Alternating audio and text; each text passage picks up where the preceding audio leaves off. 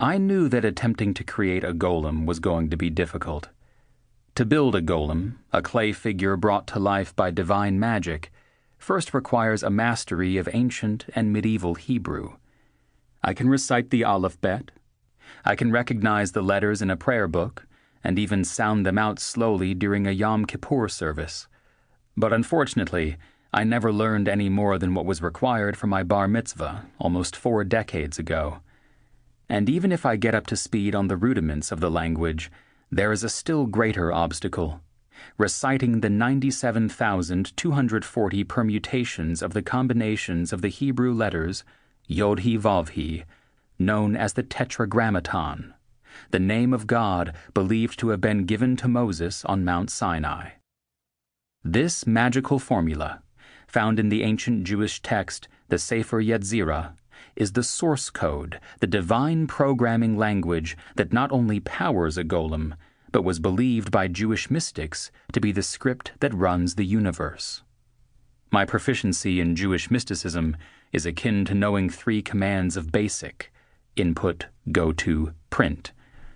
The attempt, nevertheless, illuminated how and why the golem has become the most compelling metaphor for acts of magical and technological handiwork that is also a microcosm of the divine creation.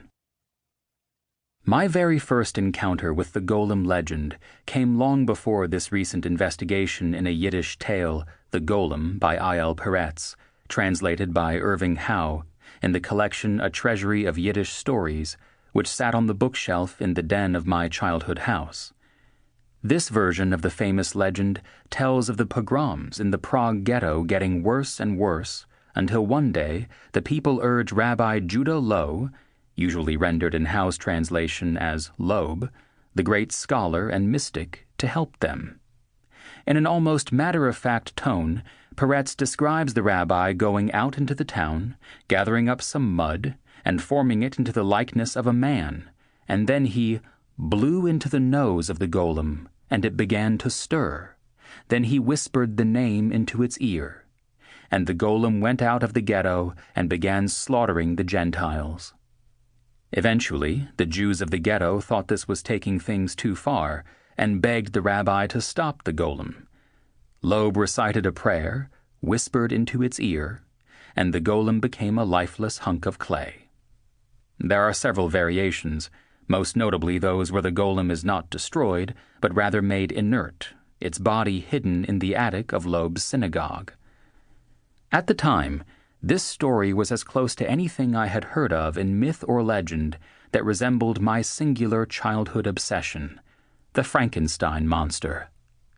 Saturday Morning Creature Features had introduced me to James Whale's original 1931 version and all the Universal film sequels, Bride of Frankenstein, Son of Frankenstein, and yes, Abbott and Costello Meet Frankenstein, as well as the later and more lurid Hammer Studio remakes, such as Curse of Frankenstein, with Peter Cushing and Christopher Lee. That the monster was oddly innocent always troubled me. His creation was an abomination, a body without a soul inhabiting its frame. Further, it was not the power of God that ignited the monster's spark of life. Weird science, coupled with Dr. Victor Frankenstein's mad ego, turned man into a corrupted deity. Victor, played by Colin Clive in the 1931 film, calls out, in the moment he sees his creature move its hand for the first time, "Oh, in the name of God, now I know what it feels like to be God." Loew's golem in the Peretz tale, as well as other versions, didn't have the same grotesque origins as Frankenstein's monster, which seemed to me at the time simply a contraption, a kind of bulky machine or weapon whose specific purpose was to protect the Jewish people from those that would seek to destroy them. Frankenstein of the movie created his monster not as a tool or even as a helpmate, but out of wild hubris, his face mad with power as he notes the monster's hand twitch and cries out, "It's alive! It's alive! It's alive!" What I noticed even then, however, is that the monster made of dead body parts and Loeb's heap of clay brought to life do share one thing: the zeal residing within each of their creators, the desire to create, to turn lifelessness into life itself.